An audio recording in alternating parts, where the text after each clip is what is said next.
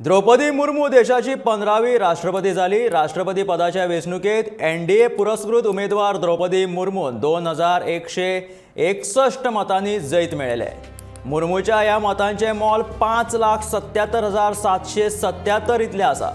ह्या वेंचणुकेत 99% लोक प्रतिनिधींनी मतदान केल्ले। मतमेजणीच्या पयल्या फेरयेपासूनच मुर्मू आघाडेचेर आशिल्ली। तिसऱ्या फेरयेत मुर्मूक वैध मतान परस 50% चड मतां मेळ्ळी। ह्या जैता सयत मुर्मू देशाची दुसरी बायल आनी आदिवासी समाजाची पयली राष्ट्रपती थारली। प्रधानमंत्री नरेंद्र मोदीन द्रौपदी मुर्मूचे अभिनंदन केले। मुर्मू राष्ट्रपती जाल्ल्यान आदिवासी समाजा भितर खोशयेचें वातावरण पातळ्ळां। 25 जुलयाक त्यो राष्ट्रपती पदाचो पदभार स्विकारतली।